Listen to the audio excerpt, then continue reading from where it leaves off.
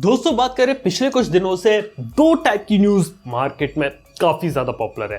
पहली न्यूज तो यह है कि इंडिया में जो 5G है वो उसकी दस्तक डेफिनेटली होने वाली है, और जो दूसरी न्यूज जो पिछले शाम से काफी ज्यादा तेजी से चल रही है वो है BGMI के ऊपर। हालांकि BGMI के ऊपर मैं अपने मेन चैनल पे एक डेडिकेटेड वीडियो बना चुका हूं जिसके अंदर मैंने एक्सप्लेन किया क्या क्या रीजंस हो सकते हैं, क्या चीजें चल रही है बिहाइंड द सीन, और कुछ एक्चुअल फैक्ट्स के बारे में बात करी तो वो वीडियो जाके आप चेकआउट कर सकते हैं।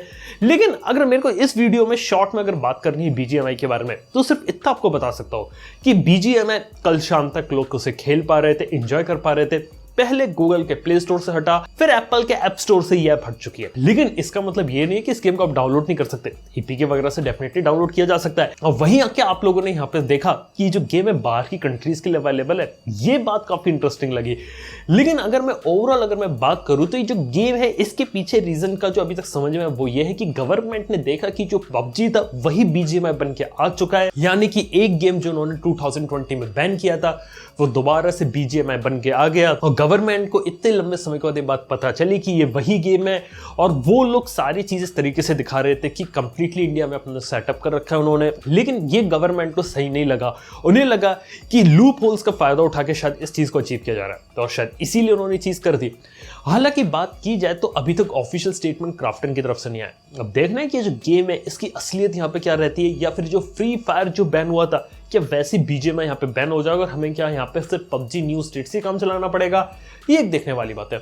लेकिन इसी के साथ ही तो 5G ऑक्शन चल रहा है इंडिया के अंदर, और इंडिया में 4 कंपनीज ने पहले नंबर पे चल रही है जियो, जो मुंह मांगा पैसा देने को तैयार हुई है और किसी भी कीमत पे 5G का ज्यादा से ज्यादा स्पेक्ट्रम चाहती है। फिर एयरटेल है, फिर वोडाफोन आइडिया, यहां तक कि अडानी भी यहां पर है।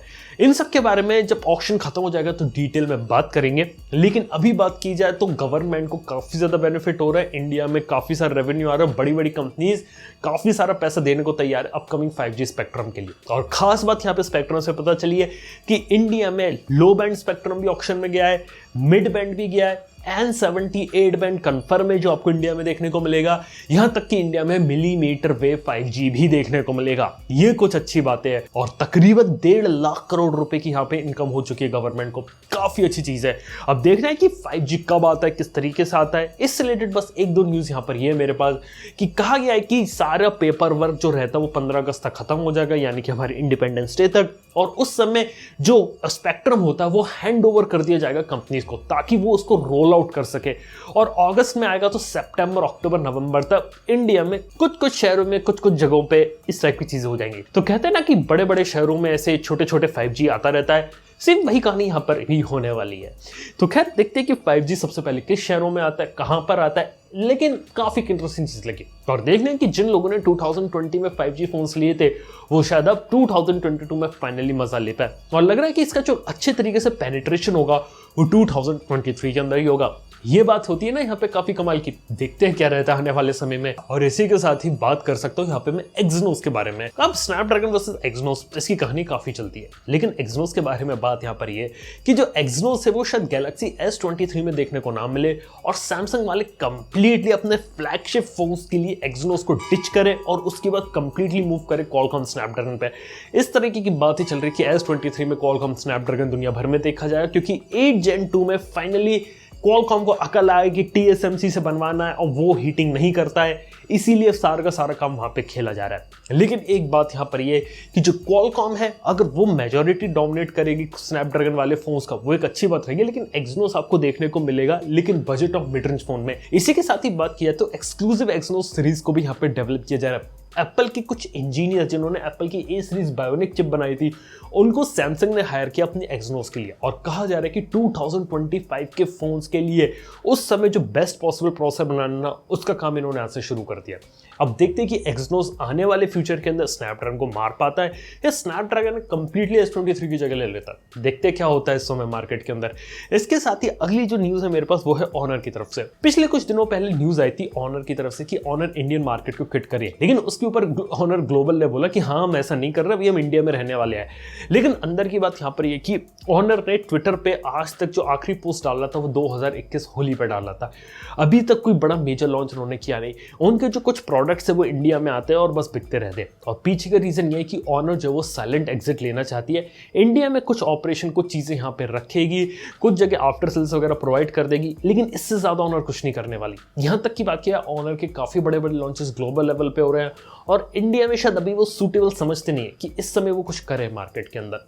तो कुल मिला के बात है कि अनऑफिशियल तरीके से तो ऑनर गायब होने वाली है। आप ये मान के रखिए, आपको कोई नए प्रोडक्ट, नए फोन्स आपको जल्दी इंडियन मार्केट में देखने को नहीं मिलने वाले। ऑनर ग्लोबल की तरफ से रिपोर्ट आई है, इंडियन टीम बहुत ही ज्यादा ऐसे डिसॉल्व हो चुकी है। अब देखते क्या रहता है, लेकिन मैं आपको बोल सकता हूं कि ऑनर इंडिया को कंप्लीटली आप खत्म ही समझे, कुछ ज्यादा कुछ नई चीज आने वाली है नहीं। और ऑनर के अगर आप प्रोडक्ट्स लेने वाले, अगर क्वालिटी अच्छी अगर आपको लगती है तो आप ले सकते हैं, लेकिन देख सकते हैं कि शायद आफ्टर सेल सर्विस वगैरह ना हो, क्योंकि इस समय सिर्फ जो स्टॉक क्लियरेंस होता है ना, ऑनर वही कर रही है इधर। और फाइनली इसके साथ न्यूज है यहाँ पे OnePlus 10T की। अब क्या पता है, 10T जो है वो काफी एक्साइटिंग फोन होने वाला है, लेकिन उसके अंदर बात है कि 16 GB रैम 256 GB स्टोरेज आएगा। अब मेरा आप लोगों से एक सिंपल सा एक सवाल है, क्या 16 GB रैम अच्छे तरीके से यूज कर लोगे आप लोग? क्योंकि 16 GB रैम की जो चिप रहती है वो भी महंगी रहती है, उसको मोबाइल फोन में डालेंगे कीमतें भी ज्यादा जाएंगी। और बात तो यहां पर यह कि वो क्लेम कर रहे हैं कि मल्टीपल एप्स, गेम्स, ये सब आप चला सकते हैं, लेकिन 16 GB रैम जो रहती है ना, कोई भी गेम यहाँ पे इसकी रिक्वायरमेंट इतनी रहती नहीं है। अब यही बात है कि शायद गिमिक दिखा रहे, बड़ा नंबर दिखा के फोन बेचने की कोशिश है एटसेट्रा, इसके साथ यहाँ पे कुछ भी नहीं है। ये देखा जाए तो इतना यूजफुल चीज यहाँ लगी नहीं।